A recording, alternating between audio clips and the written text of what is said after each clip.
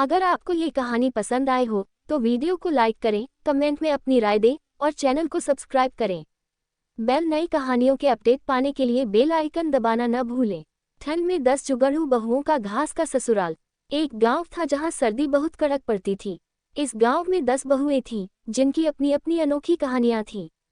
इन बहुओं को ठंड से लड़ने और अपने ससुराल की जिम्मेदारियों को निभाने के लिए केवल एक ही चीज दी गई थी, घास। उन्होंने घास का उपयोग कर जुगाड़ से सर्दी को मात दी। चलिए उनकी अनोखी कहानियां सुनते हैं। पहली बहू, राधिका की घास की रजाई। राधिका को सर्दी में सबसे ज्यादा ठंड लगती थी। उसके घर में गर्म कपड़ों की कमी थी। उसने घास को इकट्ठा किया और उसमें कपड़े भरकर एक मोटी रजाई बना ली। जब वो रजाई में सोती तो लगता जैसे ठंडी रात में गर्म सूरज उसके पास आ गया हो। उसकी इस जुगाड़ ने पूरे गांव को प्रेरित किया। दूसरी बहू, सुजाता का घास का स्टोव। सुजाता खाना बनाते समय ठंड से परेशान रहती थी। उसने घास को गीला किया और मिट्टी के चूल्हे में उसे गूंथकर एक ऐसा स्टोव बना लिया जो जलने पर धुआं नहीं छोड़ता था। इस स्टोव ने उसके हाथ और रसोई को हमेशा गर्म रखा। उसके ससुराल वाले उसकी इस तरकीब पर गर्व करते थे। तीसरी बहू, मीना की घास की दीवारें। मीना का घर ठंड के कारण ठिठुरता रहता था। उसने घास को मिट्टी के साथ मिलाकर घर की दीवारों को मोटा कर दिया। इससे न केवल ठंड अंदर नहीं आती थी, बल्कि घर गर्म और आरामदायक हो गया। गांव की औरतों ने उसकी इस कला को सीखा और अपने घरों को सर्दियों के लिए तैयार किया। चौथी बहू, कविता की घास की टोपी। कविता को खेतों में काम करते वक्त ठंडी हवा सताती थी। उसने घास से मोटी टोपी बुन ली जो कान और सिर को पूरी तरह ढक लेती थी। अब वो खेतों में पूरे आत्मविश्वास से काम करती थी और उसकी टोपी की तारीफ हर जगह होती थी। पांचवी बहू, ज्योति का घास का गद्दा। ज्योति के पास बिस्तर के लिए गद्दा नहीं था। उसने घास को इकट्ठा कर एक नरम गद्दा बनाया। ठंडी जमीन पर सोने के बजाय वह अपने इस गद्दे पर चैन की नींद लेती। ससुराल वालों ने उसकी तारीफ की और उसे घास की रानी कहकर बुलाने लगे।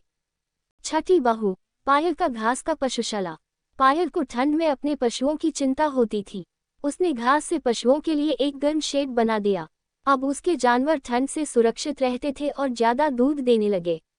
गांव के लोग उसकी इस सोच से बहुत प्रभावित हुए। सातवीं बहू, सुमन का घास का स्वेटर। सुमन ने घास की मजबूत डंडियों से एक अनोखा स्वेटर बनाया। उसने इसे धागे की तरह बुनकर अपने ससुराल वालों के लिए पहनने लायक बना दिया। ये स्वेटर इतना गर्म था कि लोग इसे खरीदने की बात करने लगे। आठवीं बहू, निशा का घास का झूला। निशा ने ठंड में घर के बच्चों के लिए घास का झूला बनाया। ये झूला बच्चों को न केवल ठंड से बचाता बल्कि खेलने में भी मजेदार था। बच्चे दिन भर झूले पर खेलते और ठंड को भूल जाते। नौवीं बहू, रेणुका का घास का कोट।